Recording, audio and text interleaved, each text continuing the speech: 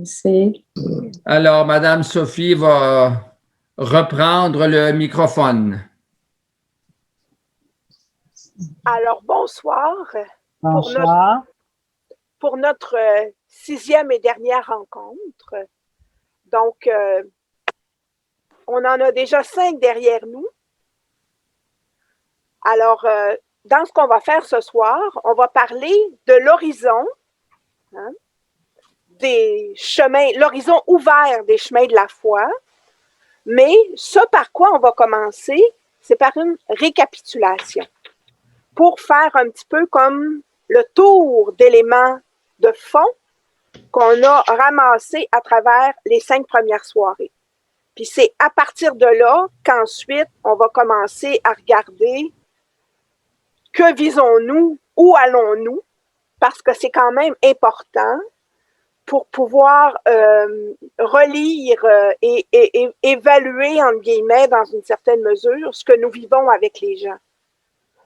Évaluer, dans le fond, porter comme un regard qui nous permette de voir quel chemin on a fait avec eux, quel chemin ils ont fait et quel chemin nous avons fait avec eux. Donc, je vais partager mon écran. Donc, j'ai cherché comme fond pour mon diaporama quelque chose qui évoque l'horizon ouvert. Puis, je suis tombée là-dessus. Puis, je vous avoue que je suis tombée en amour avec cette image-là parce que, justement, c'est l'horizon. On ne voit pas le bas. Dans la plupart des images, on voit le haut comme ça. Puis, c'est vraiment l'horizon qui est dégagé, hein, qui nous invite à regarder plus loin. Alors, notre objectif ce soir, donc, à la lumière de l'Évangile, de recadrer nos attentes à l'égard des résultats des démarches catéchétiques qu'on peut vivre avec les familles, dans le contexte de l'initiation chrétienne de certains de leurs membres. Souvent, c'est les plus jeunes, donc, qui sont en initiation chrétienne. Mais on fait ce chemin avec toute la famille. Alors, le plan de la soirée, donc, dans un premier temps, récapitulons. Donc, j'ai quelques diapositives. J'ai réussi à ramasser ça sur 4 diapositives. Ou avec des mots-clés.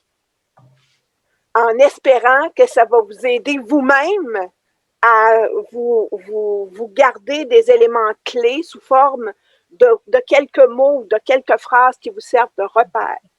C'est mieux de pas trop en avoir. Hein? C'est mieux de voyager léger puis qui nous tiennent solides au corps plutôt que d'en avoir des tonnes puis écoutez, on vient tout étourdi là-dedans. Donc, récapitulons. Ensuite, donc, pour entrer dans cette question de l'horizon ouvert, hein, en fin de compte, que visons-nous? Donc, là, on va travailler en commençant par nous poser la question ensemble. Alors, je vais vous faire une petite mise en contexte, puis on va avoir un temps de travail en équipe d'environ une quinzaine de minutes.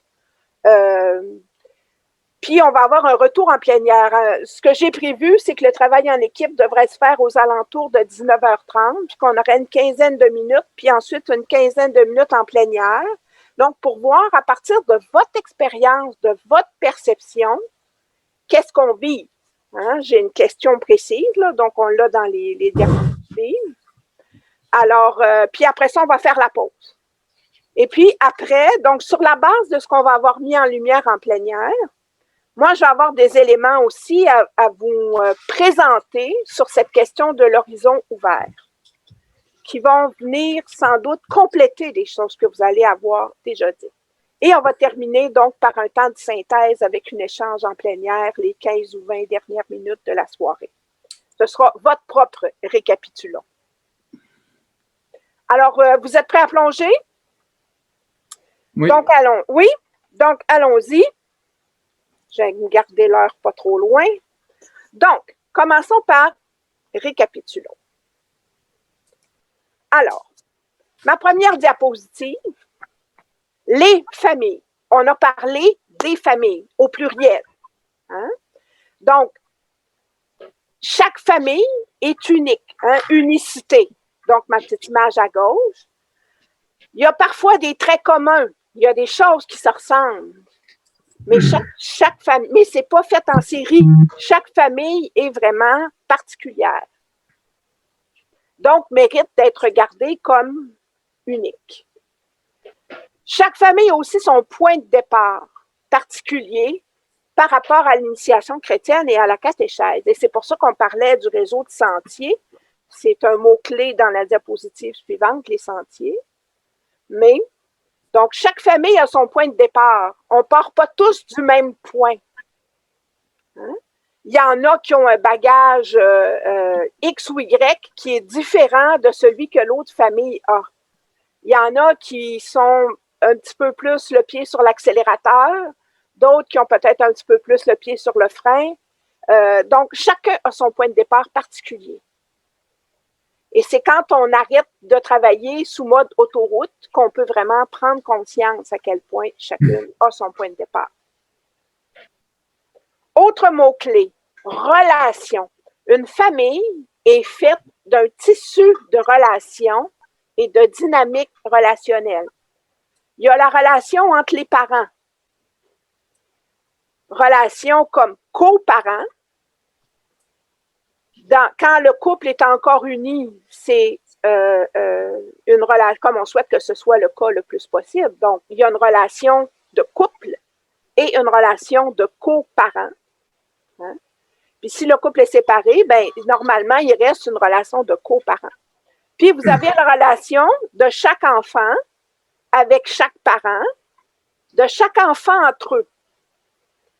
Puis ça arrive que vous ayez d'autres membres de la famille, parfois qui vivent dans la même maison.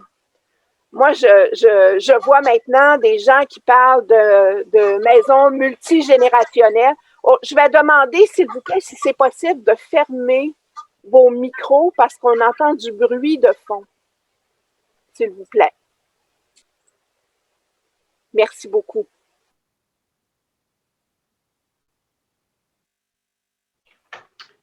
Vous allez devoir ouvrir. OK. Je viens d'activer le mien. Donc, c'est ça. Alors, aujourd'hui, on parle de maison multigénérationnelle. Moi, j'ai grandi dans une maison où il y avait les grands-parents qui étaient là. Hein, on était 3 générations dans la maison.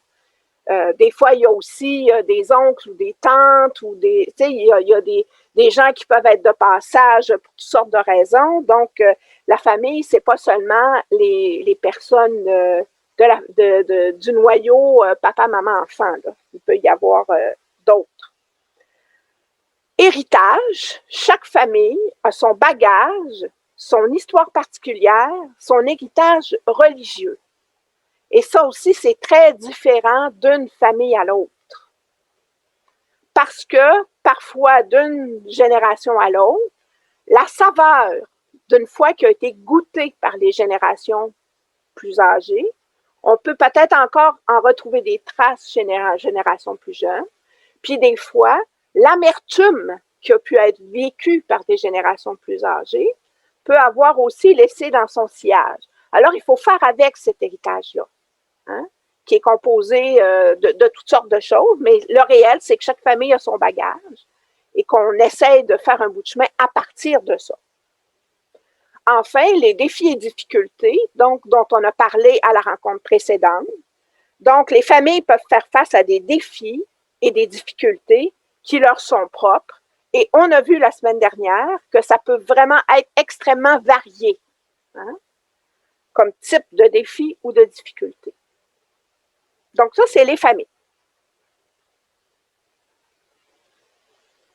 Maintenant, avec ces familles, ce qu'on veut vivre, c'est une catéchèse de cheminement dans l'esprit catéchuménal. Ça, je vous l'ai présenté depuis même la première rencontre, hein, notre inspiration. Puis le nouveau directoire pour la catéchèse insiste beaucoup sur cette dimension catéchuménale. Donc, il y a des éléments qu'on va chercher qui sont d'inspiration catéchuménale. Et ça va un peu de soi quand on parle d'une catéchèse de cheminement, c'est-à-dire où on veut marcher avec les gens à partir de leur propre point de départ, puis au rythme où ils vont être capables d'aller pour aller plus loin. Hein, d'où la question qu'on va se poser aujourd'hui pour se rendre jusqu'où. Alors, des éléments, des mots-clés qui parlent de cette catéchèse de cheminement. En premier lieu, des sentiers, hein, l'image qu'on traîne depuis les débuts, tenir compte des particularités de chaque famille, de leur point de départ, leurs acquis, leurs défis, Et comme c'est un réseau de sentiers, ben, il y a des endroits où ça s'entrecroise. Hein? Il y a des endroits où, au contraire, c'est un peu chacun avec ce qui lui est propre. Mais il y a plusieurs manières d'avancer dans la même direction. Il y a plusieurs sentiers possibles.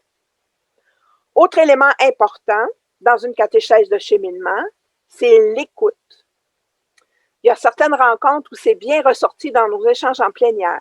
J'imagine que ça devait être la même chose quand vous parliez en équipe. Donc, l'importance de porter attention aux personnes et aux relations dans chaque famille pour apprendre à les connaître ou pour réapprendre à les connaître si on a l'impression qu'on est un peu trop limité par le fait que c'est des gens qu'on connaît depuis si longtemps. Parfois, on prend un peu pour acquis, mais vraiment donc prendre le temps d'apprendre à connaître ou réapprendre à connaître. Ensuite, l'élément de responsabilité partagée.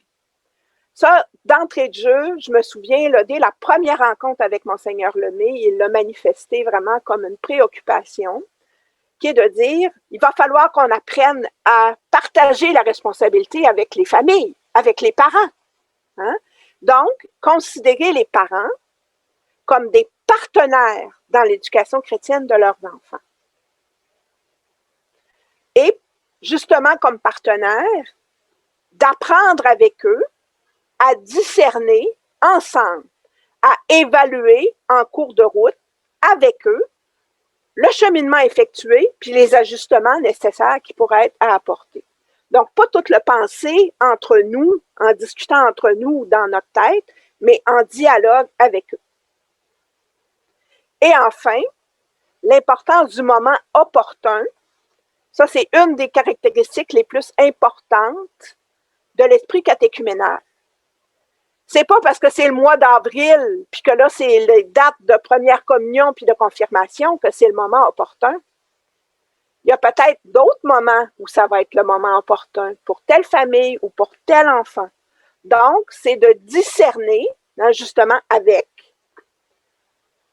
les familles, aussi avec les enfants concernés. Donc, le bon moment pour franchir des étapes et célébrer des sacrements. Je continue. Une catéchèse qui a besoin d'être souple puis centrée sur l'essentiel. Autrement dit, au-delà de la tendance, à l'envers, je pourrais dire, de la tendance à rajouter tout le temps du contenu, de dire « on leur en donne pas assez, il faudrait qu'ils sachent ça, il faudrait qu'on leur dise ça ». Non, à un moment donné, on accumule, puis ça ne construit pas l'essentiel puis le cœur. Hein? Donc, pour pouvoir faire ça, ça prend une catéchèse qui est souple, qui est dégagée, puis qui est centrée sur l'essentiel. Un élément important que je vous ai annoncé d'entrée de jeu dès le deuxième, c'est à quel point ça change quelque chose pour le moment opportun et pour la souplesse de la catéchèse, que de voir les temps de catéchèse en groupe pensés plutôt comme un cycle continu auquel on peut se joindre à tout moment, plutôt qu'un parcours linéaire qui commence en septembre puis qui termine au mois de mai. Hein?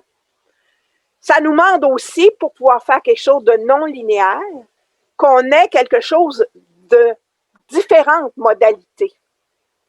Au lieu de toujours tout faire avec le même groupe, hein, puis les parents de ces enfants-là. Donc, de combiner différents éléments, de faire quelque chose de hybride. Hein. Donc, il peut y avoir des rencontres d'accompagnement, des rencontres de groupe, des activités qui sont faites en famille, etc.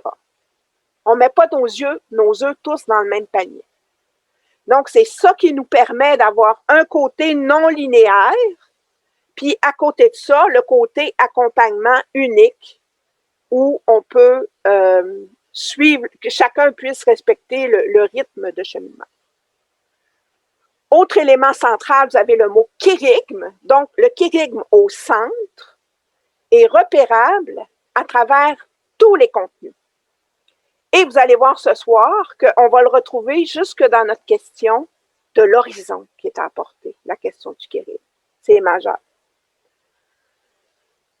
La relation, hein, on a parlé du triangle de Jean Housseil pour nous parler de 3 relations en éducation.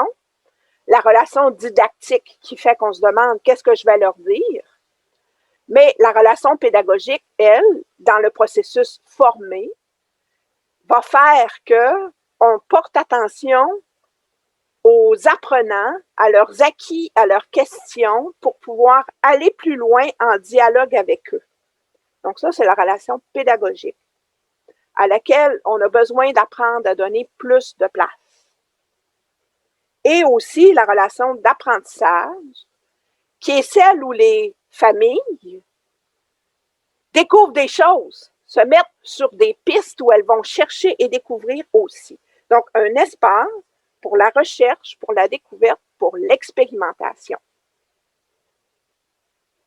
Donc, tous ces éléments-là, non linéaires, plusieurs modalités, le kérigme au centre, la place de la relation pédagogique, la place de la relation d'apprentissage, c'est tous des mots-clés qui nous permettent de voir qu'est-ce que c'est l'essentiel d'une catéchèse, qui est souple puis qui est articulée au cœur de la foi.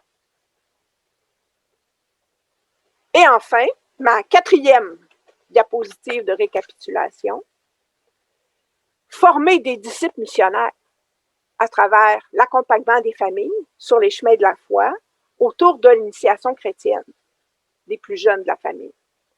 Donc, la question de la liberté de conscience, elle est majeure. J'ai écrit il y a 2 ans, je viens de publier un livre qui s'appelle « Entre tradition et décision ». Tous les gens qui l'ont lu me parlent tous, sans exception, de cette question de la liberté de conscience que j'apporte. Je vous ai raconté l'histoire de mon fils le plus jeune la semaine dernière. À un moment donné, qui a bloqué, puis où ça n'avait pas de bon sens de pousser puis de forcer à contre-cœur de cette façon-là. Donc, c'est d'apprendre à apprivoiser et assumer sa liberté de conscience où se fait entendre la voix de l'Esprit Saint. Là, il faut que je vous raconte quelque chose par rapport à mon fils le plus jeune. Il n'est pas là ce soir, je peux vous le dire, il ne m'entendra pas. J'ai reçu un appel il y a une dizaine de jours de la mère d'un de ses grands amis qui fait sa confirmation cette année, comme adolescent de 14 ans, et sa petite sœur aussi. Et son ami m'a demandé d'être sa marraine de confirmation. Et là, on va y aller à la célébration qui va avoir lieu à Drummondville, samedi qui vient. Puis là, je me dis qu'en regardant son ami, peut-être que ça va lui poser une question que moi, je n'aurais pas pu lui poser, de voir est-ce que lui a le goût, comme adolescent, de recevoir la confirmation. Fait que j'ai été étonnée de voir apparaître ça.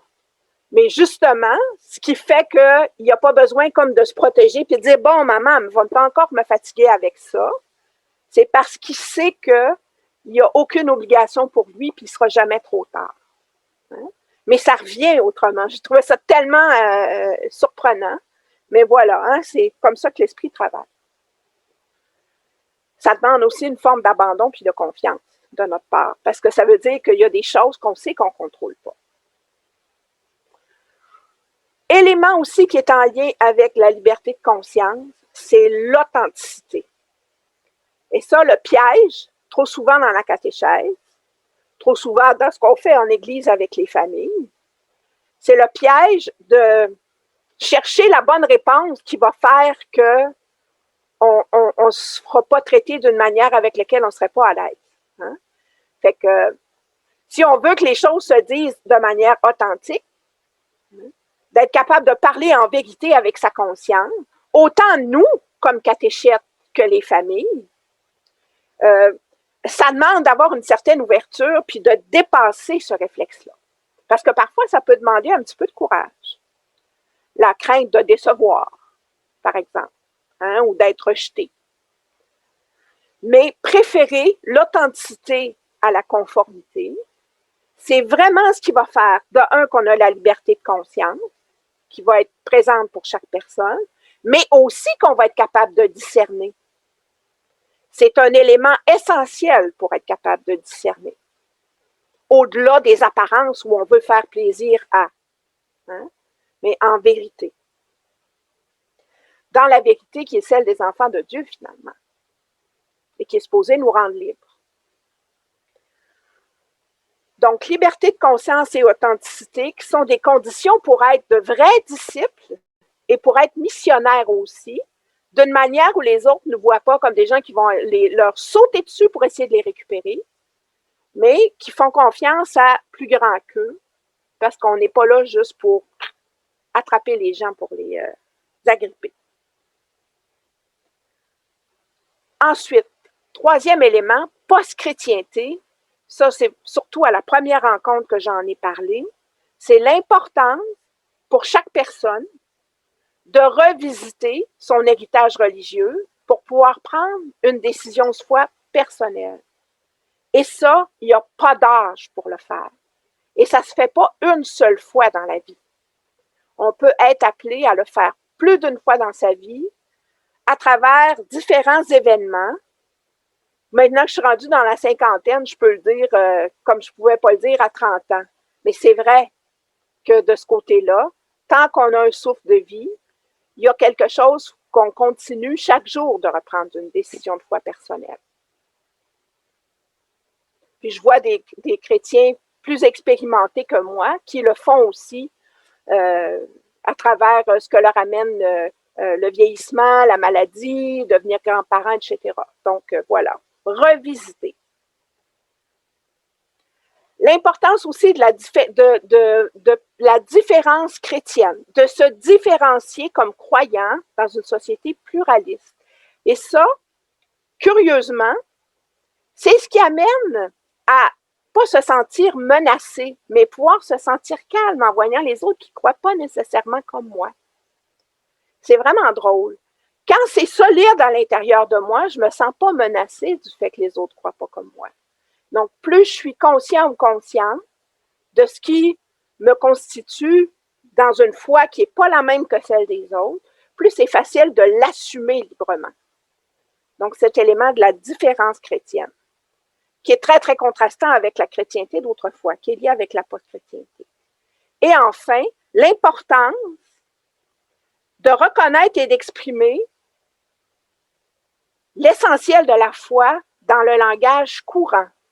Nous, notre manière de l'exprimer, d'une manière qui soit accessible aux gens qui ne maîtrisent pas tout notre vocabulaire.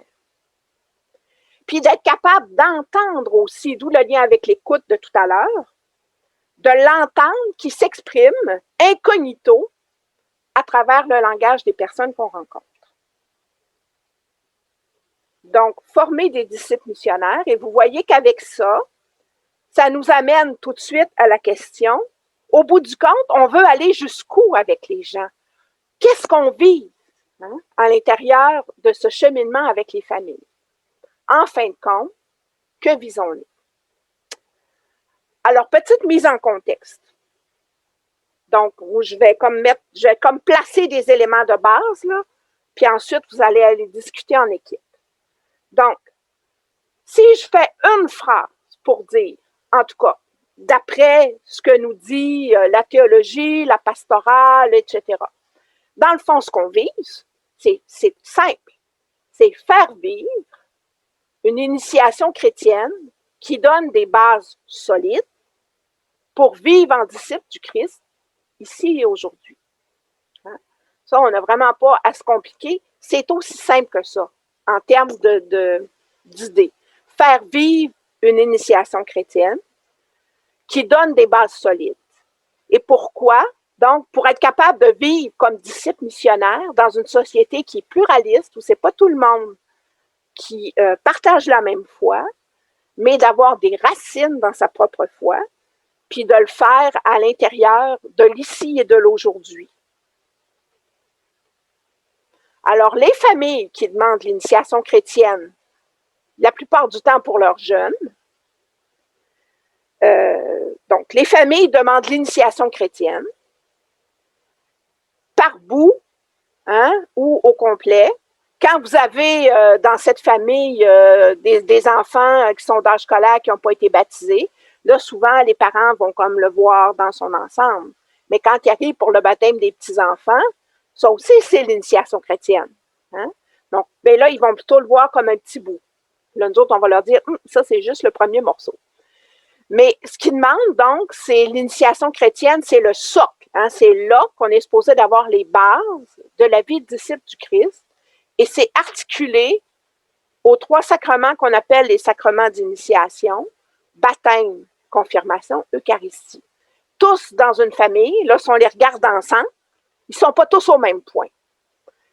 Certains ont complété leur initiation chrétienne. On présume que c'est le cas des parents. Ça peut être le cas de d'autres membres de la famille aussi, certains enfants ou adolescents. Il y en a qui sont en voie de la compléter, donc il y en a un bout de fait, puis il y en a encore un bout à faire. Il y en a qui sont peut-être en train d'y faire les premiers pas.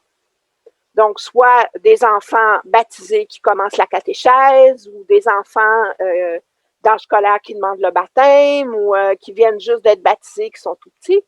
Puis, il y en a aussi qui ne l'ont pas encore commencé. Et c'est tout à fait possible que les gens qui ne l'ont pas commencé, ce ne soient pas forcément les plus jeunes de la famille. Donc, tout le monde n'est pas au même point. Hein? C'est pour ça que notre tendance en pastoral, c'était comme de les traiter là, comme toutes séparément. Hein? Les premiers pas ensemble, les deuxièmes pas ensemble, les parents ensemble. Mais là, on les prend tous ensemble. Donc, c'est ça qui change quelque chose puis qui est intéressant. Donc, les parents qui demandent les sacrements d'initiation pour leurs enfants, généralement, ils ont déjà complété leur propre initiation. Et c'est le rôle de parents qui les amène à revisiter les bases de leur propre vie de disciple. Parce que là, la question se pose. Si je veux transmettre ça à mes enfants, pourquoi je veux faire ça? Qu'est-ce que je veux qu'ils acquièrent? Il n'y a personne là, qui m'oblige à le faire comme parent. Mais si ça compte assez pour un parent, ça oblige à se poser la question de transmettre quoi et comment.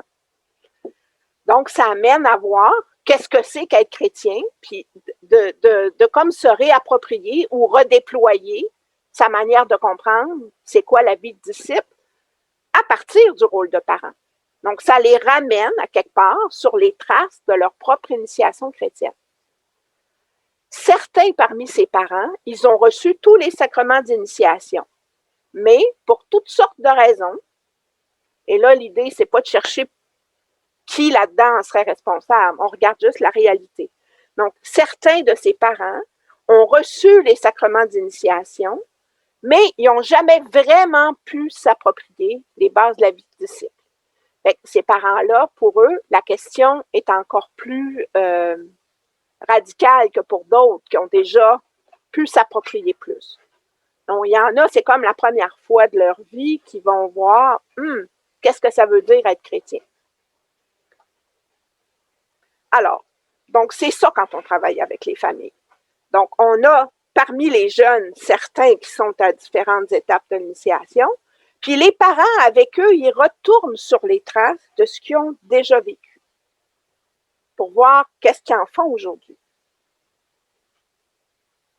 Et là, j'arrive avec ma question, donc vous allez travailler en équipe.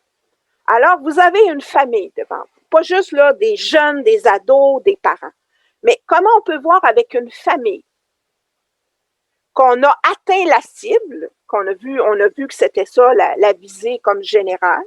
Comment on peut voir qu'on a atteint cette cible-là, qui est de leur permettre d'acquérir des bases solides pour vivre en disciple du Christ, ici aujourd'hui? À quoi vous pouvez le voir? Comment vous pouvez le reconnaître? Donc, là, je vous amène à penser à des familles que vous connaissez. Donc, il y a des familles peut-être que vous connaissez avec qui vous avez le feeling que la cible a été atteinte.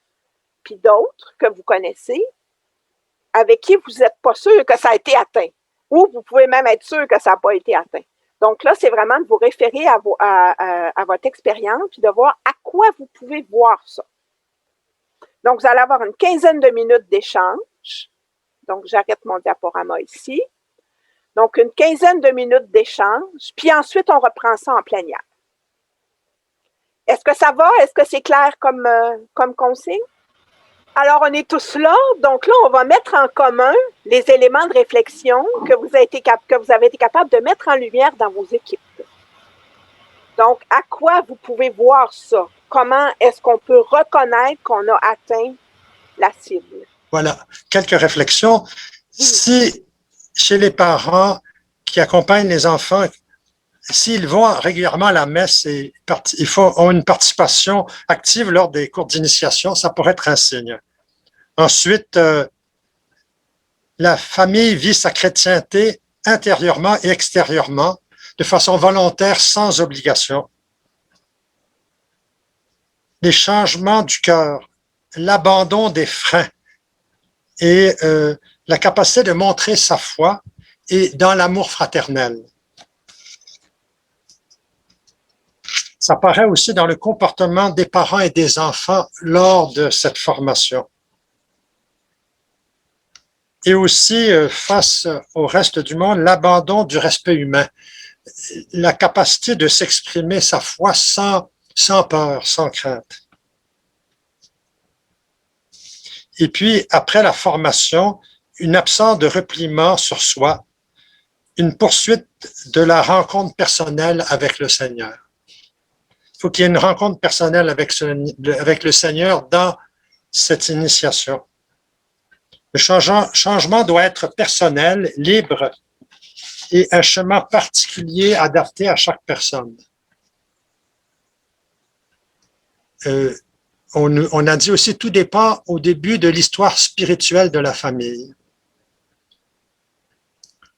Et le témoignage peut être fécond même sans fruit immédiat constaté par la famille auprès de leurs proches, de leur milieu. Voilà. Donc, ça peut être discret. Voilà. Extrêmement intéressant. Merci beaucoup. Jocelyne Gagnon. Alors, nous, on a dit pour commencer, bien souvent, ils vont parler facilement. Ils sont plus à l'aise. Ils ne se sentent pas menacés. La famille, elle comprend bien qui est Jésus, qui est Marie. Puis, il faut leur demander, bien, avez-vous des questions? Puis, répondre à être là, répondre à leurs questions, ne pas les brusquer. C'est important de les respecter. Puis, de leur offrir leur aide. Que notre aide ne soit pas juste pour nous. Il peut y avoir d'autres laïcs aussi qui peuvent être là pour les aider, pour répondre à leurs questions. OK, grosso modo, c'est ça, là, en résumé. Extrêmement intéressant. Là, je fais ressortir tout de suite un point commun dans ce que les deux, qui étaient présents dans les deux interventions. Je ne sais pas si vous l'avez vu passer. Mais il est question des relations qui ont pu être établies, du climat de relation avec les catéchètes, avec d'autres chrétiens. Hein? Donc, c'est vraiment un point important que vous avez réussi à amener là. Cathy Ducharme. Nous, ça rejoignait un peu la dimension communautaire. Il faut qu'il y ait une dimension communautaire, l'intérêt que ça vient d'eux autres mêmes.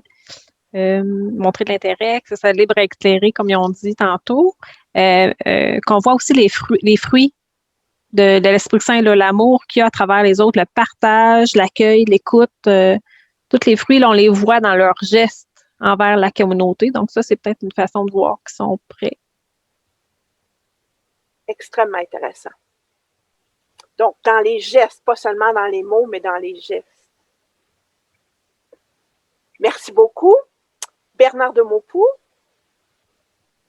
Oui, je ne vais pas répéter, mais nous, c'est partenariat entre parents et catéchètes et les enfants aussi, c'est ça qui aide parce que c'est là qu'on voit comment se développe. Les parents vont parler aux catéchètes ce qu'ils ont vu chez leurs enfants de changement parce que nous, comme catéchètes, on n'est pas là tout le temps, mais quand même, on le voit, leur interaction dans les moments où ils sont présents. Il y a l'obligation aussi, des fois, comme disaient certains, au départ, certains jeunes sont un peu obligés d'aller à la messe, ça leur dit pas beaucoup, mais c'est comme la petite fille qui parlait hier à la télévision, elle faisait tellement chaud avec son masque, elle trouvait ça pénible, elle avait le goût de rien faire à l'école. Mais finalement, elle a fait quelque chose, puis finalement, ça lui a prouvé qu'elle était capable, donc elle avait du courage.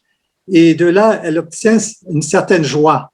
Et cette joie-là, elle est à entretenir, mais quand on a un certain bonheur en soi, on ne veut pas le perdre. Donc, il y a une obligation aussi qui encourage, qui fait voir aussi la réalité des choses. Le problème aussi dans la catéchèse, souvent, les jeunes ou les moins jeunes, les parents aussi, peuvent intellectualiser beaucoup. C'est important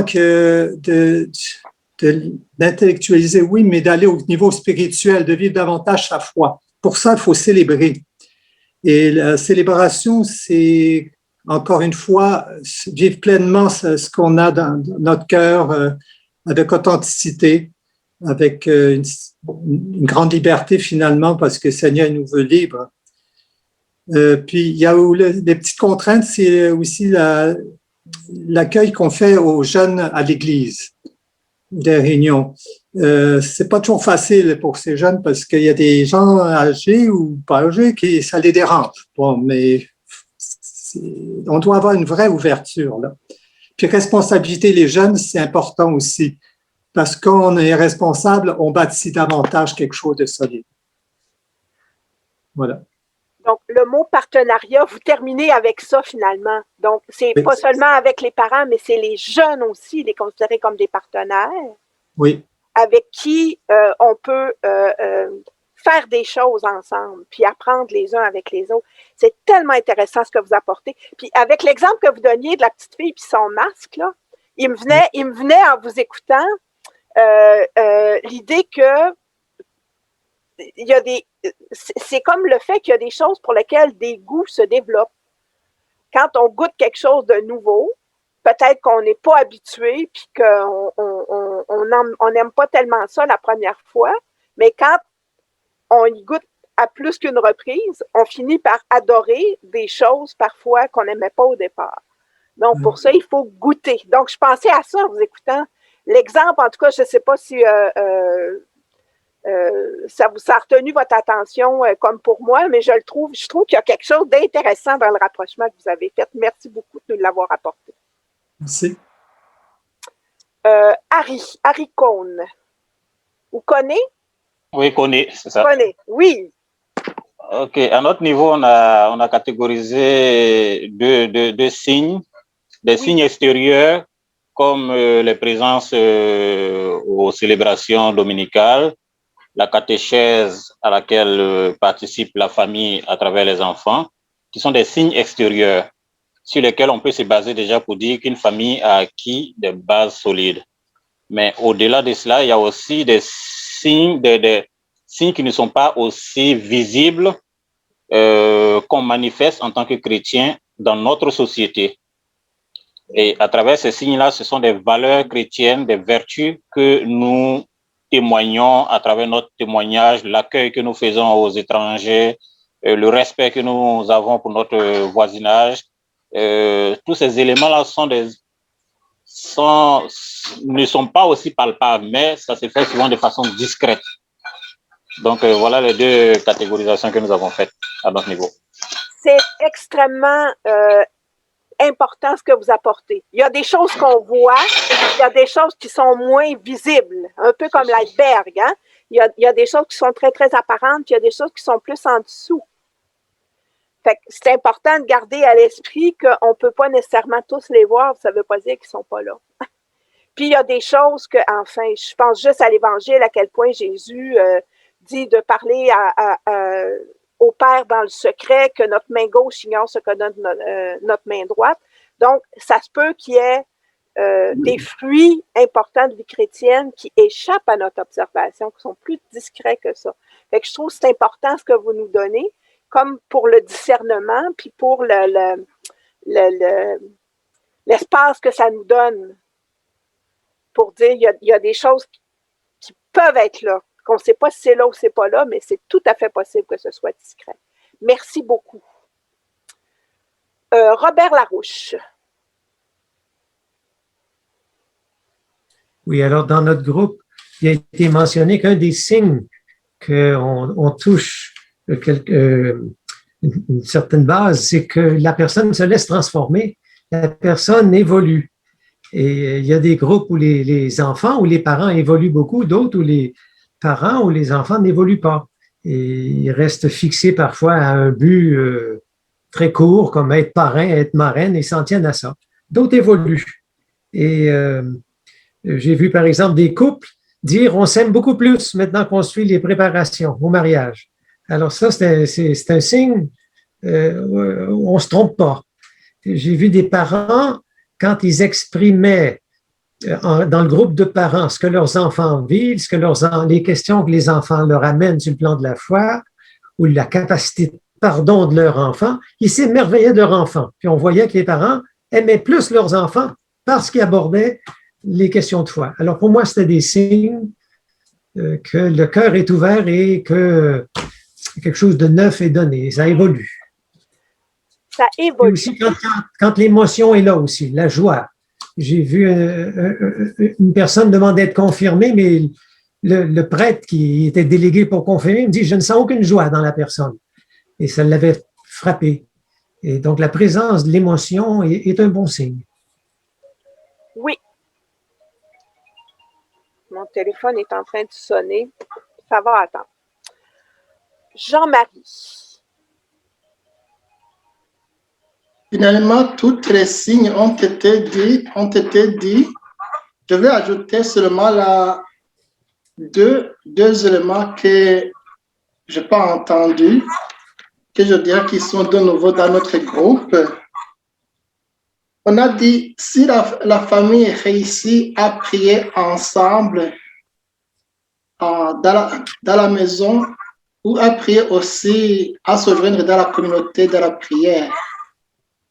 Ça, c'est un élément nouveau. Et puis aussi, la famille participe aux rencontres programmées avec intérêt, si elle est intéressée vraiment. Je voudrais ajouter ces deux éléments seulement. Mais deux éléments qui sont significatifs, en effet. Merci. Parce qu'à ce moment-là, parce que quand on voit si la famille prie, ou s'il y a quelque chose de changé dans la relation, dans la famille, là, on n'est plus à faire quelque chose par obligation puis à faire le minimum. On est dans quelque chose qui prend du sens puis du goût puis qui devient important dans la vie, que ce soit vu ou pas par les autres, finalement. Donc, c'est vraiment significatif. C'est vraiment intéressant. Alors, 20h05, donc on a énormément de pistes avec lesquelles on va continuer de travailler, puis vous allez voir que dans ce que je vais apporter après, on va les retrouver. Hein? Donc, mais avec le plus que vous y avez apporté. Donc, là, on va prendre notre pause d'environ une dizaine de minutes. Donc, moi, j'ai 20h05 sur mon ordinateur, alors de retour à 20h15. Donc, bonne pause.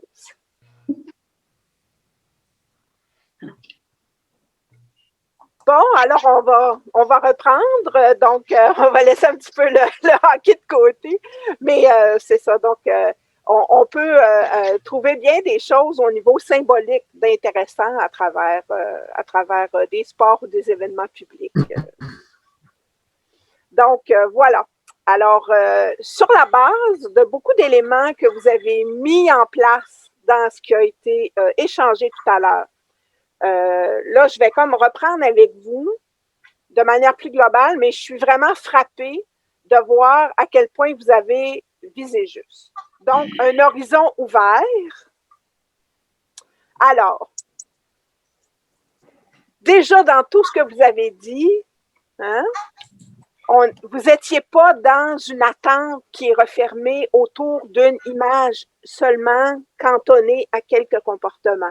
Vous avez vraiment ouvert à l'intérieur de la réflexion des différents éléments qui ont été apportés tout à l'heure. Parce que souvent, nos attentes nous enferment dans une certaine image de la vie de disciple ou dans certains comportements. Puis quand on regarde juste ça, ben c'est là qu'on a un horizon qui est étroit. Puis là, ben vous voyez mes petits visages en bas. Hein? Une fois qu'ils sont confirmés, on ne les voit jamais à la messe. On dirait qu'ils n'ont rien appris, ils ne savent rien. Vous voyez le visage qui est de plus en plus défait, alors on devient complètement découragé, démotivé, puis on a l'impression que ça n'a rien donné. Mais c'est vraiment parce qu'on regarde par le petit bout de la lorgnette. Donc, élargir notre point de vue. Hein? Puis là, j'ai deux images. Vous connaissez certainement, comme moi, cette célèbre histoire africaine de l'éléphant, où quand on touche rien qu'un morceau, On va en déduire, hein? Donc, celui qui est en train de toucher la trempe dit c'est un serpent. Celui qui touche la défense dit c'est une lance. L'autre qui touche la jambe, l'énorme jambe, va dire c'est un tronc d'arbre. L'autre qui touche l'oreille puis qui se fait inventer va dire c'est un ventilateur, etc. Mais ça, c'est parce que chacun en touche un petit bout. Hein? C'est des aveugles qui sont en train de tâtonner. Donc, quand on regarde chacun un petit bout, ben, on ne voit pas nécessairement l'ensemble la réalité. Donc, c'est important d'avoir un point de vue qui est plus large. Puis, quand j'entendais tout à l'heure M. Harricone qui parlait de la dimension discrète, hein, où il a été question de la profondeur aussi dans ce que certains ont dit, je pensais à mon image. Dans le fond, vous avez parlé de mon autre image, là, de qu'est-ce qui apparaît, puis qu'est-ce qui est vraiment là en substance. Hein? Donc, parfois, vous voyez la carotte avec la fan de carotte qui est sortie, là, les feuilles à l'extérieur. Il n'y a pas nécessairement une proportion entre ce qu'on voit à l'extérieur et ce qu'on voit en dessous. Je trouve l'image vraiment fabuleuse pour nous le montrer, là. Donc, l'important, hein, c'est ce qu'il y a en dessous. Puis des fois, on peut avoir l'impression extérieurement que c'est peut-être pas tant que ça. Mais donc, méfions-nous, c'est en profondeur que ça se joue. Et ça peut se voir à plusieurs choses. Donc, c'est important quand on regarde, comme vous le faites déjà, vous êtes déjà dans cet esprit-là, en tout cas les équipes, les personnes qui ont pris la parole. Donc, un horizon qui est ouvert au cheminement de chaque personne en devenir, de chaque personne de la famille. Et ça a été détaillé aussi à travers les interventions. Donc, dans certaines interventions, il était question des parents, il était question des enfants, hein, puis des différentes relations. Donc, ouvert au cheminement de chaque personne en devenir, il y a un avant et un après. Hein? Puis, il y a aussi un après l'initiation chrétienne. Ça ne se termine pas là. Ouvert à l'approfondissement et au déploiement qui n'est jamais terminé du cœur de la foi chrétienne. Parce que l'initiation chrétienne, c'est le début, c'est la base. Puis pour le reste, ben vous et moi, on en est la preuve en chair et en os qu'on n'a pas assez d'une vie pour l'approfondir puis en faire le tour. Il vient jamais un moment où on peut dire qu'on est blasé puis qu'on n'a plus de nouveau à découvrir. Hein? Donc, il y a comme c'est l'espèce de jeunesse éternelle de l'Évangile, hein, qui a une vivacité puis une vie. Donc, un approfondissement jamais terminé. Donc, ça ne se termine pas avec l'initiation chrétienne. Ça fait juste commencer. C'est ouvert à cet approfondissement qui va suivre. Ouvert aussi à la fécondité de la parole qui fait surgir une variété de figures de disciples. Ça aussi, ça a été présent dans ce que vous avez dit, peut-être plus implicitement qu'explicitement. Vous avez des disciples de toutes les sortes, de toutes les couleurs, de toutes les formes. Hein? Parce que c'est ce que la parole suscite comme réponse en nous, qui est aussi à la mesure de ce qu'on est comme personne. Donc, il y a des gens pour qui ça va être plus à travers des gestes, d'autres plus à travers des paroles. Il y a des personnes pour qui leur figure de disciple, ça va être des gens qui vont être profondément spirituels. Vous allez en avoir d'autres qui sont plus tournés vers l'action. Hein? D'autres qui vont être plus solitaires, d'autres plus relationnels. Vous avez un éventail extraordinaire de figures de disciples. Puis on a juste à connaître un petit peu l'histoire de l'Église pour voir à quel point cette diversité-là, à travers les époques, est absolument extraordinaire. Puis il y a du neuf qui surgit à travers les époques. Des figures de disciples qu'on n'avait jamais vues avant, puis dans un contexte X ou Y, wow, ça fait des témoins qui témoignent de cette fécondité de la parole qui est reçue puis qui germe. Donc, des figures de disciples variées, ouverts aux surprises de l'esprit qui souffle où il veut. Parfois, il souffle là où on peut le voir et en être témoin, mais parfois, il souffle aussi là où on ne le voit pas, ou même, il va souffler là où on aurait bien aimé qu'il ne souffle pas, parce que ça nous déplace, ça nous décoiffe un peu. Donc, ouvert aux surprises de l'esprit et aussi ouvert au devenir collectif de notre Église, au cœur du monde et d'ici et d'ailleurs. Donc, que l'horizon soit ouvert, on n'est pas à regarder l'initiation chrétienne, ce qu'on aura vécu avec les familles, comme si c'était la seule mesure de tout ce qui pouvait se vivre. Puis qu'il fallait avoir atteint un degré tel à la fin qu'il fallait absolument qu'il n'y ait rien qui manque, que ce soit tout. Donc, cette ouverture nous aide à voir qu'on peut regarder de plusieurs côtés pour voir des fruits. Là, je vais vous donner des repères pour vous aider à voir ça. Et je pense que ce qui peut nous aider, c'est de considérer les actions de ce que nous faisons avec les parents pour elles-mêmes. Pas forcément en se disant, quand on fait telle chose, par exemple, si on ouvre le livre de la parole, on ne peut pas nécessairement se donner pour objectif quel est tel effet chez les personnes. Parce qu'il y a toute une part là-dedans qui ne nous appartient pas. Mais par contre, l'action d'ouvrir la parole, de se mettre à l'écoute de la parole, ça, on peut la considérer pour elle-même. Là, on peut se poser la question, est-ce qu'on l'a fait? Est-ce qu'on l'a écouté? Est-ce qu'eux ont été en contact avec la parole? Est-ce qu'on les a mis en contact avec les paroles? Donc, c'est en ce sens-là que j'ai considéré les actions pour elles-mêmes en étant ouvert à la diversité des fruits qu'elles peuvent apporter et aussi en regardant tout ce qui est présent dans l'initiation chrétienne, qui est quand même assez vaste. L'initiation chrétienne, elle pose les bases, mais toute la vie chrétienne va déployer ces bases. Puis, toutes les actions, ça a été dit quand même, ce ne sera pas nécessairement présent à part égale chez toutes les personnes, dans tous les cas, parce que c'est en fonction du point de départ. Quelqu'un a dit évolution, hein? D'où on est parti, puis où on est rendu. Donc, ce mot d'évolution, il est très intéressant, il est très utile, parce que la même action, pour une personne, elle peut représenter un pas de géant, puis pour d'autres, ça peut être la même action, ça pourrait être comme un recul. Donc, c'est vraiment en fonction du point de départ de chaque personne. En fonction aussi de ses particularités, de sa sensibilité propre, des dons, de l'histoire de cette personne-là. Les formes et les degrés d'aisance ou de maîtrise de ces actions de base du chrétien, ça va être variable. Donc, c'est pour ça que c'est intéressant de regarder tout ce qui doit composer l'initiation chrétienne. Puis là, on peut se poser la question, est-ce qu'on y a fait la place? Est-ce qu'il s'est passé quelque chose dans ce qu'on a vécu avec les gens? Donc, les bases de la vie de disciple, nous, comme catéchètes, comme accompagnateurs des familles, c'est important qu'on ait en tête des repères pour nous dire, quand on est dans l'initiation chrétienne, c'est quoi les éléments qui sont présents. Alors, ils ont tous été présents dans les interventions tout à l'heure qui ont été dites. Tous. L'histoire de créer des liens avec d'autres disciples du Christ. Moi, j'appelle ça la sociabilisation ecclésiale.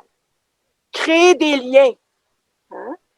Comme ça, faire Église, c'est un tissu de relations. C'est le fait qu'on peut s'appeler les uns les autres par notre prénom, qu'on sait plus que le minimum les uns sur les autres, qu'on se côtoie. Ça crée un tissu de relations.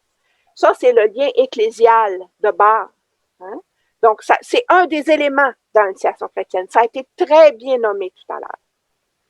L'autre élément, qui est celui de la catéchèse, c'est centré sur la parole, hein, parce que le mot catéchèse nous parle de la parole qui fait écho, donc que nous écoutons et qui vient nous interpeller à aussi prendre la parole en écho et en réponse à cette parole. Donc ça, c'est la dimension catéchèse. Donc, est-ce qu'on a fait ça? C'est les actions de base de la vie de disciple qui sont présentes dans l'initiation chrétienne. Autre élément qui a été très bien nommé aussi, donc, ça va avec le mot évolution, puis avec le fait qu'il y a des changements.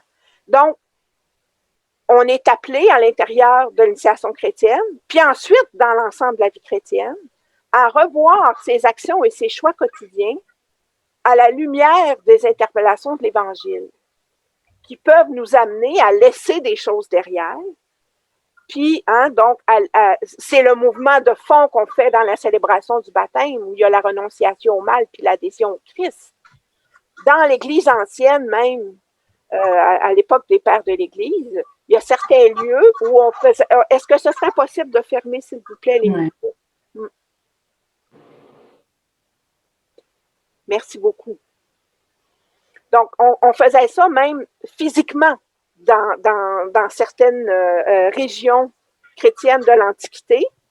Donc, les gens renonçaient au mal. Il y a quelqu'un qui n'a pas fermé son micro. Je pense que c'est l'écho de ma voix qui résonne. Ou d'autres bruits alentour.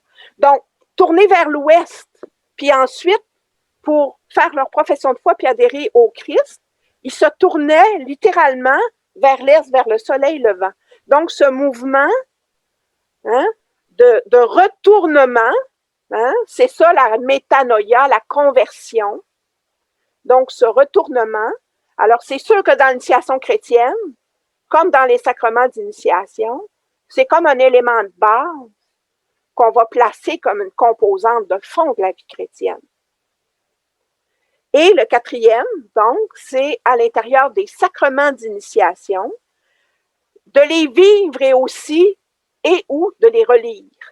Dans le cas de ceux qui ont déjà reçu tous les sacrements d'initiation, ça va être de les relire.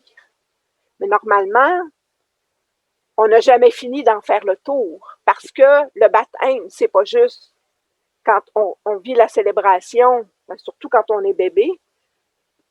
Le baptême, ça ne se joue pas seulement au moment où l'eau est versée sur le front. Vivre en baptisé, vivre de son baptême, c'est toute une vie. Donc, relire la célébration, les grands gestes du baptême, c'est une manière de se les approprier, puis ça nous structure, ça structure la vie chrétienne, pas juste de participer à la célébration, mais ce que ça vient poser dans notre vie. Alors, les grands sacrements d'initiation, donc, on va les célébrer, mais ils sont là pour structurer. Donc, tous ces éléments-là, normalement, ça fait partie des actions qui sont appelées à vivre avec les familles. Puis, pas toutes d'un coup, pas toutes en même temps, mais c'est à partir de ce portrait d'ensemble-là qu'on peut avoir un horizon ouvert, puis voir où est-ce qu'il y a eu des évolutions. Puis, on peut même, avec eux, le regarder. Ça fait partie du discerner avec aussi. Regarder avec eux dans ce portrait. Là, je vais déplier un petit peu chacun des 4 morceaux. D'accord? Donc, en commençant par la sociabilisation ecclésiale. Donc,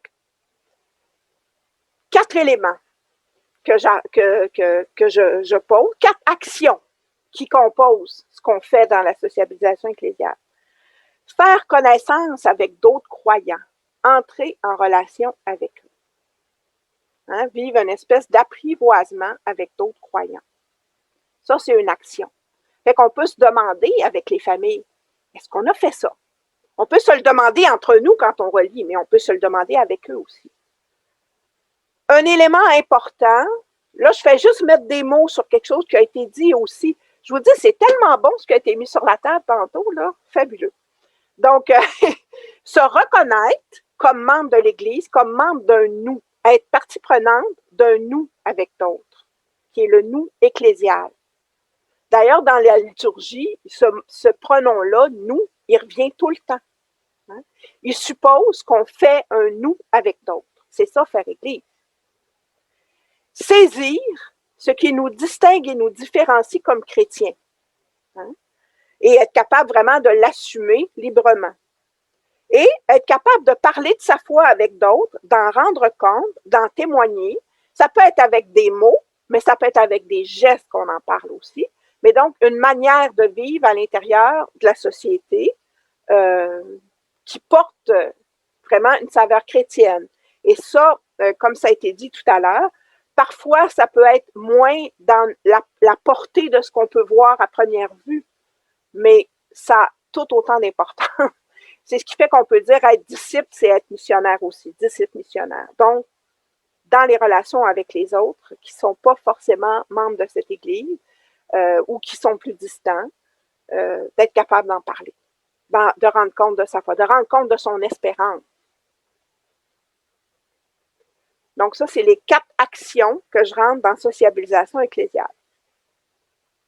Fait qu'on peut se demander, quand on veut voir où est-ce qu'on s'est rendu, où est-ce qu'on a avancé avec les familles, est-ce qu'on a fait ça? Qu'est-ce qu'on a fait là-dedans? Pour ce qui est de la catéchèse, 4 actions aussi. Alors ça, il me semble que c'est la première intervention qui en parlait, sur l'essentiel de la foi, d'être capable de dire qui est Jésus, puis en quoi on croit comme croyant. Hein? Donc, connaître le kérigme et se l'approprier. Le cœur de la foi. C'est quoi être chrétien? En quoi ça croit un chrétien? Qu'est-ce que ça change un chrétien? L'autre élément, c'est toute la parole. Hein? Écouter la parole et prendre la parole en écho à la parole. C'est tellement important. Donc, d'être en contact avec les textes bibliques, de les écouter ensemble, de les partager ensemble, c'est un élément fondamental de toute la vie chrétienne. Normalement, en tout cas à l'intérieur de ce qui est de l'ordre de la catéchèse dans l'initiation chrétienne, c'est supposé d'être quelque chose qui est fondamental. Être capable d'exprimer le cœur de la foi chrétienne avec les mots de la tradition. Donc, ça veut dire qu'on va s'apprivoiser à ce langage qui a toute une histoire, que entre vous et moi, nous, on comprend bien, mais donc, qu'il y en ait un petit peu plus qui soit familier, que les gens se reconnaissent un peu là-dedans, puis capables d'exprimer la foi dans ses propres mots. Et enfin, dernière action, de partir à la découverte. Ça ne veut pas dire de tout le découvrir, on n'a pas assez d'une vie pour le découvrir, mais de partir à la découverte de l'héritage laissé par des générations, hein, par les croyants des générations précédentes. Si la famille interroge les grands-parents ou les arrière-grands-parents, c'est une manière de partir à la découverte. Ouvrir une boîte dans laquelle il y a des objets de prière qui ont été laissés, découvrir l'histoire de l'Église de son patelin, puis des personnes qui ont joué un rôle important. Donc, découvrir cet héritage. Ou dans des livres, évidemment, ou sur Internet, on peut découvrir les trésors extraordinaires de tout ce patrimoine d'une richesse pas possible. Donc, partir à la découverte. Donc, ça, c'est comme 4 éléments, 4 actions qu'à l'intérieur de l'initiation chrétienne, hein, donc, qui va nous amener à avoir reçu les sacrements d'initiation, puis d'avoir eu tout ce qui l'entoure comme formation à la vie chrétienne. Donc, que ces 4 actions-là, c'est important que ça ait été fait. Fait qu'on peut se poser la question, est-ce qu'on a fait ça dans nos catéchèses?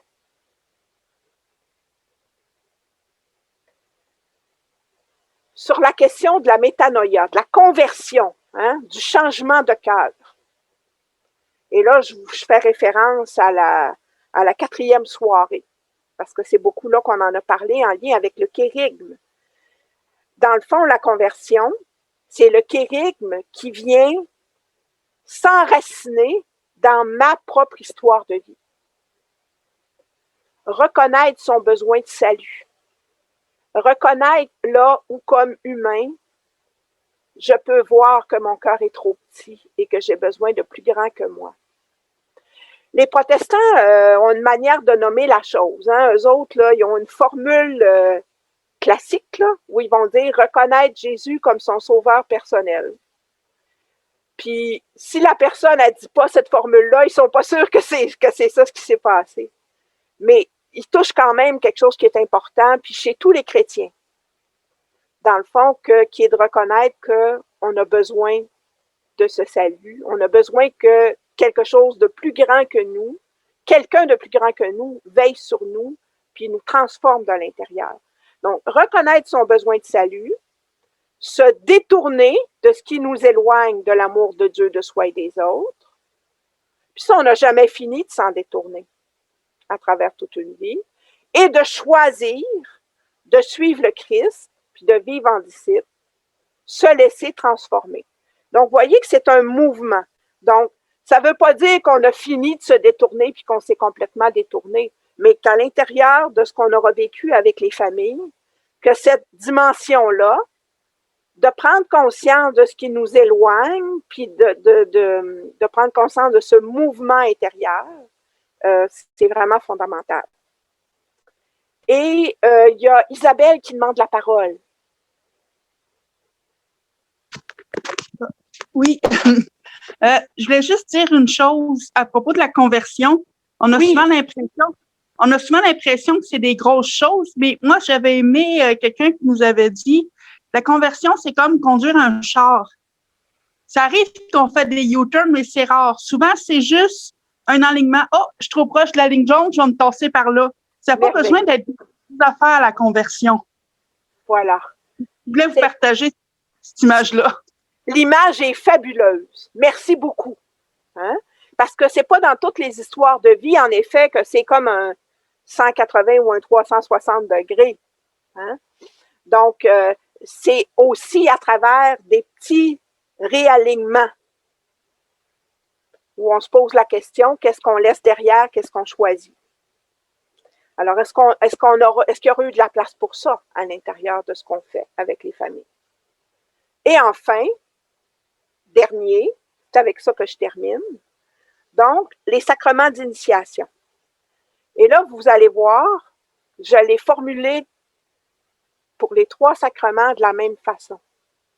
C'est recevoir le don de Dieu, manifesté dans le baptême, dans la confirmation, dans l'Eucharistie. Souvent, on est centré sur ce que nous, on fait comme engagement dans un sacrement. Mais un sacrement, c'est une manifestation du don gratuit de Dieu qui nous précède.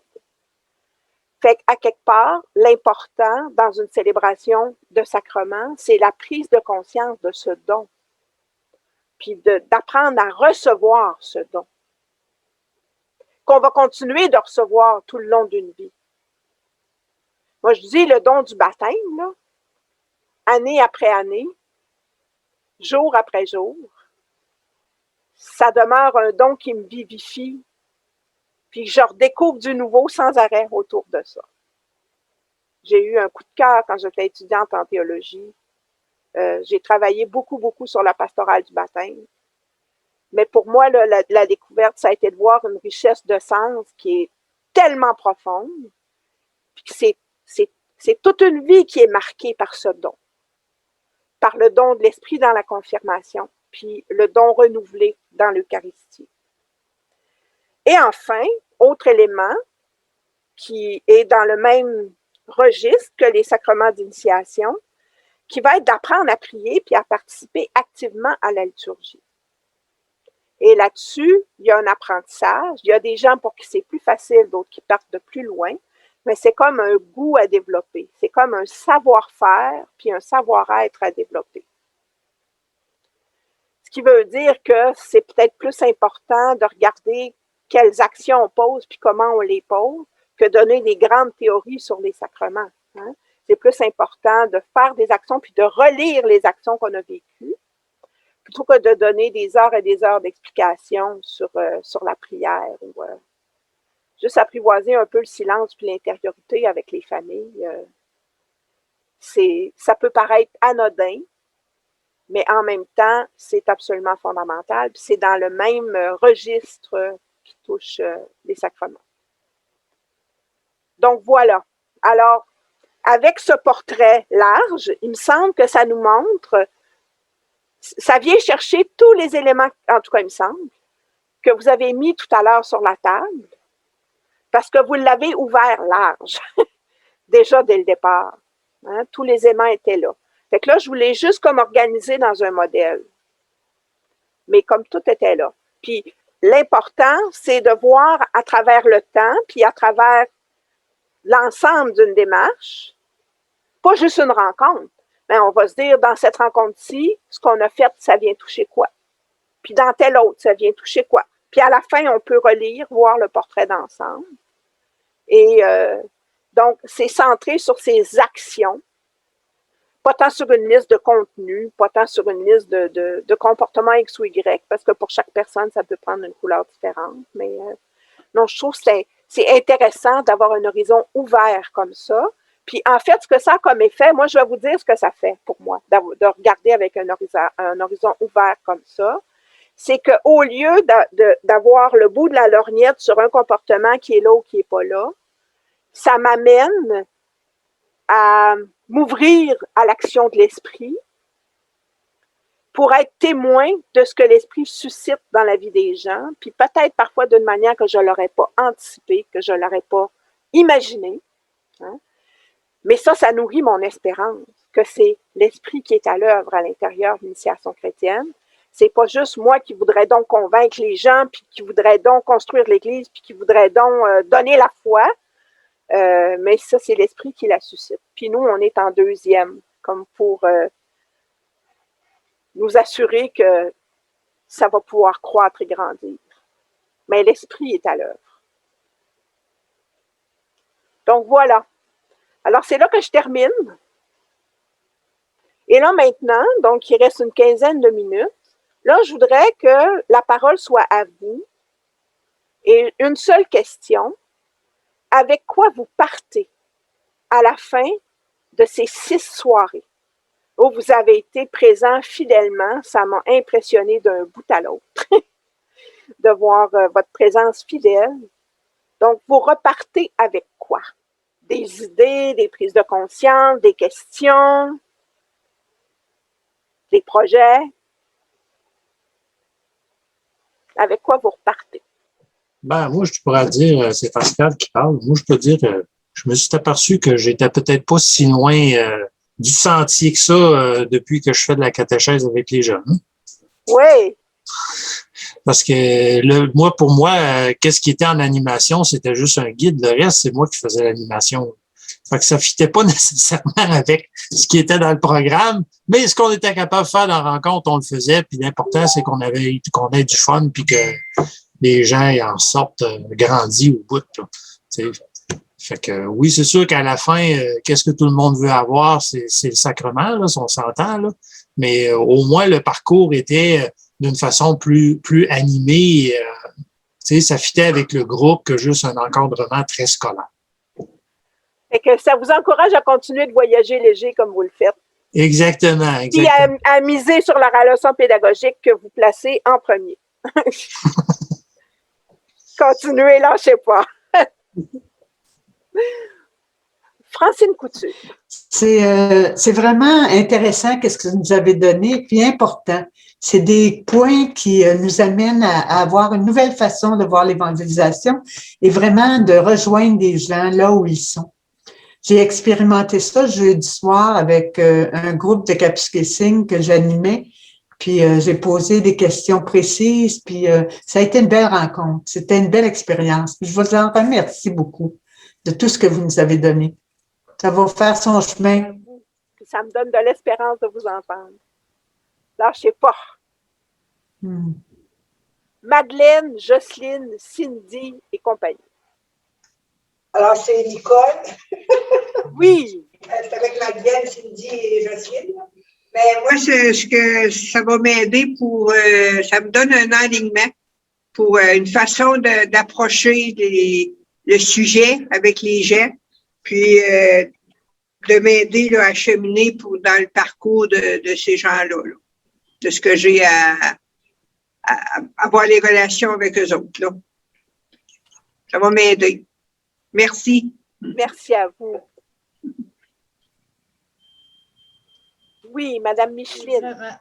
J'ai vraiment aimé toutes les rencontres. Chaque rencontre, c'était structuré, on savait où on allait. Et chaque rencontre, on a découvert, moi en tout cas, je trouve qu'on pouvait découvrir la meilleure façon de s'adapter à ceux avec qui on va travailler, à ceux qu'on va rencontrer. Puis, j'aime beaucoup la façon qui est proposée, de vraiment être à l'écoute, de tenir compte des personnes, les amener sur les sentiers, les guider sur les sentiers où ils ont, mais en ayant vraiment au cœur le kérigme. Et puis, avec le kérigme au cœur, sur la route de la parole, sur la route de la prière, sur la route de l'accueil, de l'adaptation, en tout cas, tout ce qui s'est dit, c'était tout tricoté avec du fil de Saint-Esprit. En tout cas, j'ai vraiment apprécié. Merci beaucoup. En tout cas, personnellement, j'ai vraiment goûté qu'est-ce qui s'est dit, qu'est-ce qu'on a vécu ensemble, parce que ça correspond vraiment à ce que je pense, à ce que je cherche déjà comment vivre. Et puis, il y a beaucoup de gens qui se disent comment. Là, maintenant, on n'a pas une recette de gâteau, mais on a tous les éléments qu'il faut pour faire le mets qui va être adapté à notre groupe, à nous. Alors, merci infiniment. C'était vraiment apprécié. Merci à vous. C'est beau ce que vous dites. C'est inspirant. Merci. Madame Estelle Roy. Moi, je repars avec beaucoup de satisfaction parce que c'est comme un survol de tout ce qu'on vit depuis plusieurs années, en recadrant les choses, en allant à l'essentiel, en étant à l'écoute des gens avec qui on est, en faisant confiance en l'Esprit Saint. Je trouve que cette formation de base va être bénéfique pour les gens impliqués parce qu'on parle, on a eu une même information qui va nous aider à être créatifs, à s'adapter, puis à faire de notre mieux. À oser. Merci beaucoup. Moi, je vous remercie. Cathy Ducharme. Donc, voilà. Comme Pascal a dit tantôt, moi aussi, je me dis que je n'étais pas si loin de ce que vous avez proposé à faire dans les catéchèses. C'est juste avec le triangle de M. Jean qui me manque le deuxième nom, là, de me repositionner un petit peu par rapport à où est-ce que j'étais. Je faisais peut-être plus de la pédagogie, puis là, je vais peut-être plus laisser justement, je vous pousse ça, puis on va partager à la place. C'est comme plus à me repositionner dans ce que je faisais. Puis d'avoir mis aussi des mots, des images sur ce que c'est le caring, parce que oui, je le savais, mais j'avais de la misère peut-être à l'expliquer un peu en catéchèse. Fait que, tu sais, l'avoir mis comme ça, en image, ça va m'aider peut-être plus justement à le partager puis à plus l'appliquer à chaque rencontre. Merci. Merci à vous. Monsieur Serge Bergeron. Juste ouvrir votre micro, on ne vous entend pas. J'aurais le goût de vous dire que c'était pas si mal que ça, ce qu'on faisait avant. L'Esprit Saint agissait à travers ce qu'on faisait. Ça, pour moi, c'est une évidence. Mais vous avez bien résumé à la fin quand vous avez dit l'Esprit Saint vient en premier, puis nous, on est en deuxième. Alors, avec les outils qu'on a ou qu'on peut développer, dans le fond, c'est les rencontres qu'on a eues, c'est ça, hein, c'est se donner des outils pour améliorer notre capacité de faire d'aider, de faire avancer, de faire découvrir ou d'amener à découvrir la foi, le goût d'aimer le bon Dieu. On est en second. Alors, pour être animateur, je pense que la première des choses, c'est faut commencer par aimer le bon Dieu, puis faut être en amour avec la foi, puis la vie religieuse, puis notre Église. Et quand on aime l'Église, puis qu'on aime les instruments qui nous sont donnés, des fois, l'Esprit Saint nous conduit, hein, puis il nous donne des outils qu'on ne connaissait pas. Et en tout cas, moi, les expériences que j'ai vécues avec les jeunes, je me dis, il y a des choses qui ne sont pas apparues, c'est-à-dire qui n'étaient pas visibles, là, comme on l'a dit tout à l'heure. Mais dans le regard, puis dans l'être de chacun, il y a quelque chose qui était là, qui était présent, puis qui va continuer d'agir. Moi, j'ai confiance que le petit bout qu'on fait avec eux autres, avec les gens, c'est un point de départ et à partir duquel il faut donner le coup de barre, hein, si on peut dire. Il faut amener les gens à avoir une réflexion. Oui. Puis à partir du moment où il y a quelque chose qui se passe, c'est extraordinaire. Le reste, c'est le bon Dieu qui va s'en occuper. Puis d'autres personnes. C'est tellement vrai ce que vous disiez au début. En tout cas, ça correspond bien à ce que Monseigneur puis son équipe m'avaient dit. Dans le fond, vous êtes en effet dans ce mouvement-là. Vous y êtes vraiment. L'idée, c'était de vous donner plus d'assurance, de vous donner des repères ou des moyens pour que vous puissiez mettre un coup d'accélérateur. Mais il n'y a aucun doute que vous êtes dans ce tournant missionnaire. C'est clair et net à travers tous les échanges qu'on a eus dans les 6 rencontres. C'est très, très évident pour moi. Donc, c'est juste de donner un coup d'accélérateur puis peut-être des repères qui vous aident à avoir plus d'assurance dans votre manière de le faire. Merci beaucoup, M. Bergeron. Plaisir. Madame Nicole Boulanger.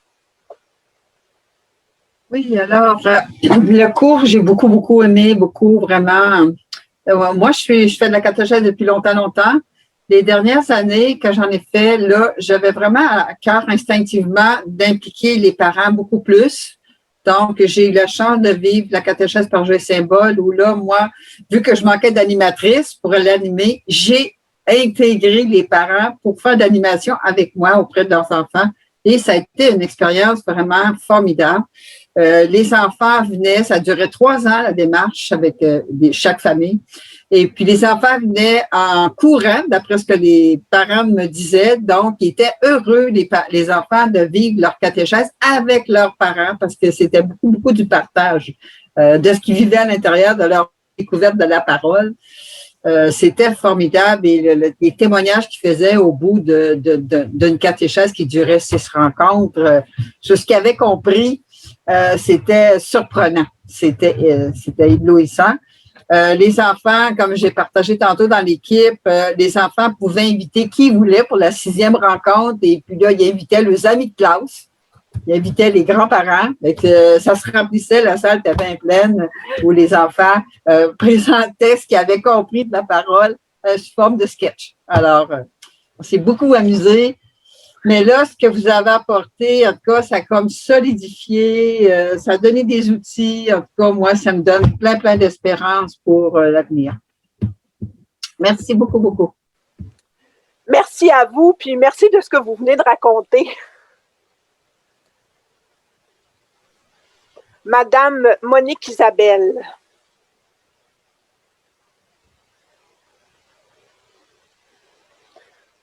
Pouvez-vous ouvrir votre... Oui. Est-ce que vous m'entendez, là? Là, on vous entend. OK, c'est beau.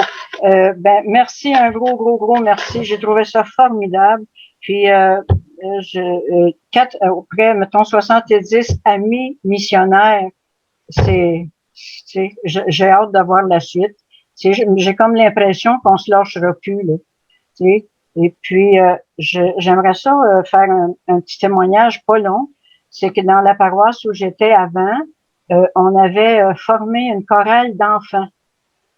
Et puis, les enfants chantaient comme à l'offertoire, un chant à l'offertoire et à la sortie. Et puis, à ce moment-là, les parents sont présents, les grands-parents, les frères, les sœurs, les cousins, cousines, les oncles, les tantes, les voisins. En tout cas, il y avait du monde à la messe. Puis, après la messe, on avait comme un dîner, tu sais, mais on appelait ça un pique-nique parce que c'est chacun qui apportait son lunch. Nous, on fournissait le breuvage et le dessert. Puis, il y avait comme des enfants qui récitaient des poèmes ou qui chantaient une chanson ou des témoignages d'enfants de parents. Tu sais, c'est comme une façon, en tout cas, avec les enfants, c'est extraordinaire, tu sais, c'est une façon, là, tu sais, quand le monde est là, ben, après ça, ben, à ce moment-là, ben, tu sais, il faut les garder ou il faut s'arranger pour qu'ils reviennent. Puis je trouve que tout l'enseignement qu'on vient d'apprendre ce soir, ben, ça va beaucoup aider, comme ajouter à ce qui se fait déjà, là. Bon. Là, une demande spéciale, s'il vous plaît, à mes amis missionnaires. Quand le Seigneur y met sur notre rencontre à chaque jour, soit par des rencontres personnelles, au téléphone, par courriel, peu importe, il y a quelque chose que je fais, puis je trouve que ça se fait très bien parce que ça se fait à plusieurs sortes de personnes. Ça passe très bien. C'est qu'à la fin complètement de la rencontre, là, quand on a dit bonjour, au revoir, là, on peut dire union de prière. Tu sais? Essayez-le, vous allez voir, ça, c'est très bien. À la toute fin, là. C'est une petite demande spéciale, là, si vous voulez le faire, parce que ça me touche tellement, ces missionnaires-là, là. Bon. Merci beaucoup. Merci à vous. Madame Isabelle Pépin, puis ça va être la dernière personne qui va pouvoir prendre la parole. Bon, je gêne un peu d'être la dernière. Ben, moi, je voulais dire que le cours il est bien monté, c'est dynamique. Puis moi, je suis une personne qui aime beaucoup les images puis les comparaisons. Puis la différence entre l'autoroute puis les petits chemins, là, c'était très bien. Le cours il est bien fait. Mais je reste quand même avec plusieurs questions à la fin, des questions de comment on va les chercher où qu'ils sont. Et comment, parce que là, comme aujourd'hui, on a parlé beaucoup des résultats. Puis je le sais que le Saint-Esprit continue d'agir, mais si on les voit plus, comment qu'on mesure les résultats? Je sais que le résultat, il n'est pas juste dans la présence à l'Église, mais s'ils n'ont pas la présence à l'Église, comment qu'on mesure le résultat? Puis si l'Église se vide, comment la communauté va continuer de vivre? Moi, je reste quand même avec toutes ces questions-là, mais le cours, il est bon, puis il nous donne des pistes, puis il nous donne un peu d'espoir, mais j'ai quand même beaucoup de questions de le monde, ils viennent plus, qu'est-ce qu'on fait avec ça? J'aimerais qu'on ait le temps d'en parler, c'est une bonne question. Mais le fait de rester sur des questions, ça garde en haleine pour continuer de chercher. Puis, je veux juste vous remercier, tout le monde, de la qualité de votre participation, de votre présence, de votre écoute, de votre partage. Ça m'impressionne, moi. Ça n'a pas arrêté de m'impressionner du début à la fin, de faire ce chemin-là avec vous, puis que vous soyez si nombreux, puis de sentir votre engagement, puis votre passion.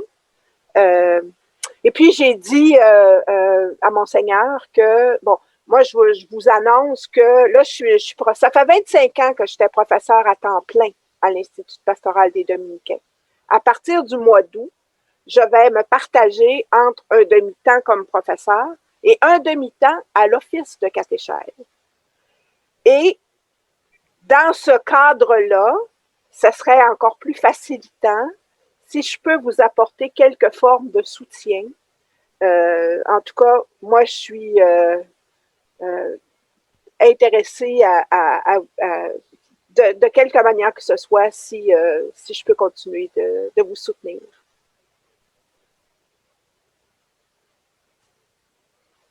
Bon. Alors, ça veut dire qu'il n'y a pas de fin. On ne termine pas.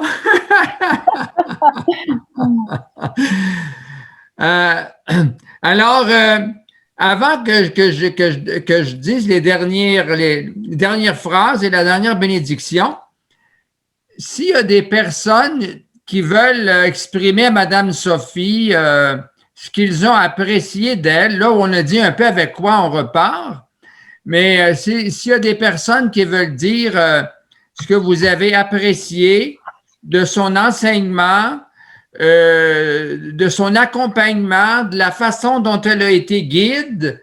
Alors, soit que vous utilisiez le chat pour écrire quelques mots, et puis l'abbé Raymond Martel va les lire au fur et à mesure.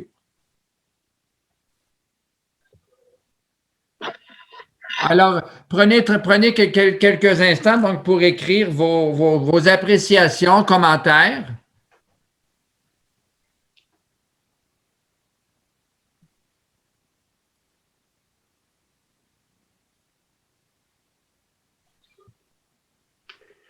En attendant qu'il en arrive, on peut voir.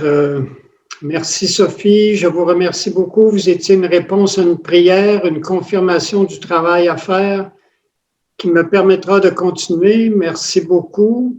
Un autre merci. Merci Sophie. Très dynamique, merci. Merci à Sophie à nouveau. Merci de votre passion qui se voit, qui s'entend.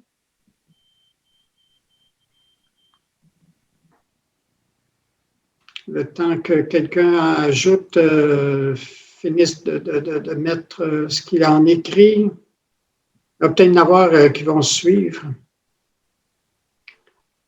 Oui, cela nous donne des ailes pour continuer notre mission.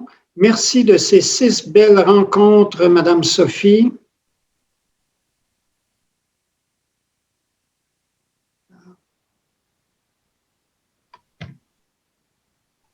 J'ai apprécié l'écoute exceptionnelle, la joie et l'amour de la catéchèse contagieuse. C'est mieux que le coronavirus. Merci pour votre service, votre bonne humeur. Merci pour le témoin audacieux que vous êtes. Je suis contente d'avoir rencontré toutes les personnes qui ont été présentes. Alors, de Barraute, personne très, bon, ça vient d'eux, personne très dynamique, c'est un très beau point de départ. Nous sommes motivés. Alors, donc, quelqu'un de Barraute qui dit cela. Merci beaucoup pour votre expérience, votre foi dans le Christ, votre engagement. Merci infiniment. La clarté des tableaux, le continuum d'une rencontre à l'autre, les liens faciles à suivre, la facilité à participer aux rencontres. Merci à toute l'équipe.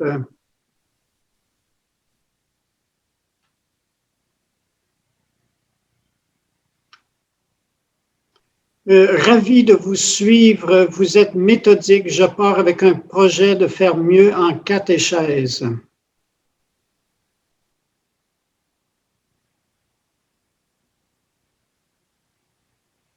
Faites attention, Madame Sophie, vous allez faire une indigestion avec tout cela.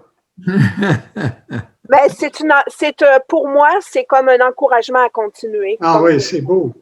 Merci, vous nous avez transmis tout avec tellement, et là, écrit en majuscule, d'amour. Merci infiniment. Bon, alors, Ça va. on dit souvent, on l'aurait entendu, des fois, il faut rester un peu sur notre appétit. Alors, tout n'aura pas été dit, mais donc, je veux remercier chacune et chacun de vous qui avez exprimé de la satisfaction, qui avez dit votre joie, donné du réconfort, du dynamisme augmenté, enrichi à Madame Sophie.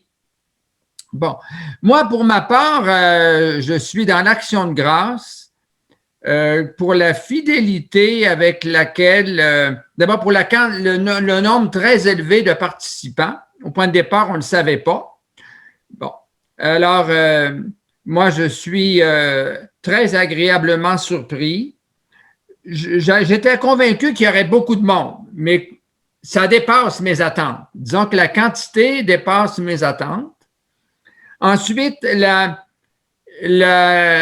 l'assiduité. Votre assiduité est un autre aspect aussi qui est de l'encouragement pour Mme Sophie, mais aussi à nous de l'équipe diocésaine qui avons organisé la programmation, la formation et qui avons à guider le suivi pour le tournant à prendre en formation à la vie chrétienne. Alors, moi, personnellement, je me sens confirmé, encouragé à partir de la lettre pastorale que vous avez maintenant en main, que j'ai publiée le 19 mai et dont la présentation sur PowerPoint a été faite le 30 avril. Alors, ça va me confirmer à la fois votre présence puis à la fois ce que Mme Sophie a donné. Ça vient me confirmer que, dans le fond, j'étais sur la bonne track.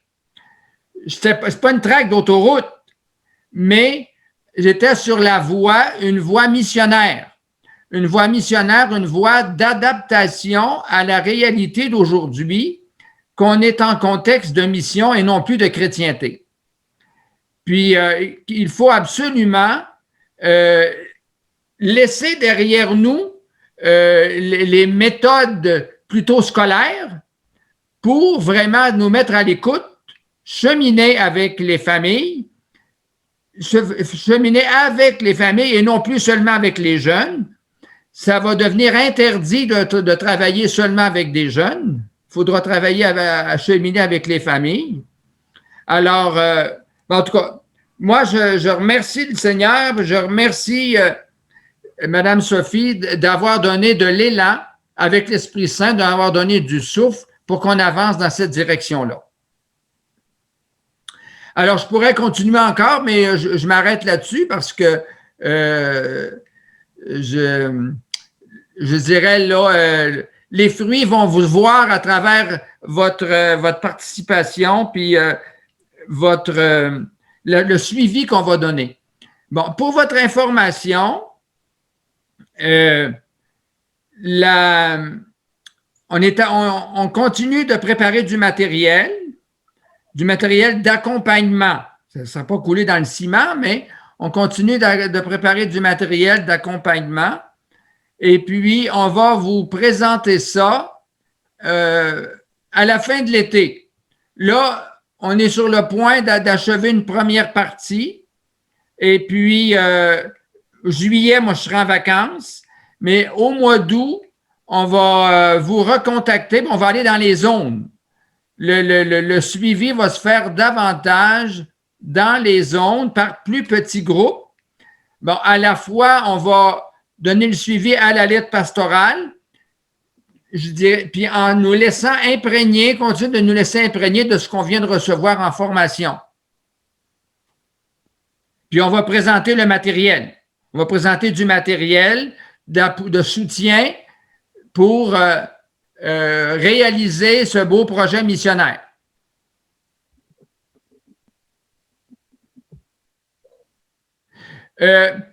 Alors donc, je termine en demandant au Seigneur de vous bénir.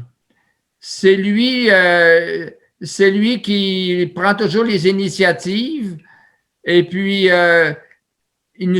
son Esprit Saint nous a accompagnés, il va continuer de le faire. C'est toujours lui qui est le premier, ce grand don de Dieu. Alors que notre Dieu d'amour, notre Dieu bienveillant, vous garde dans ce dynamisme, vous garde enthousiaste dans la mission et qu'il vous permette aussi de passer un été agréable, un été, je dirais, là, de repos dans la nature et puis avec des amis, de la famille et qu'on se retrouve en forme au mois d'août prochain. Que vous bénisse Dieu le Père, le Fils et le Saint-Esprit. Amen. Amen. Merci beaucoup, Madame Sophie, encore. Merci à tous. Bon été, bonnes vacances. Mes prières vont vous accompagner chaque jour, mais ne vous en faites pas, je vais décrocher. Je serai en vacances. Bonsoir. Bonsoir, bon été. Union de prière. Oui, Union de prière. Bonsoir. Je l'aime, je l'aime. Bonsoir.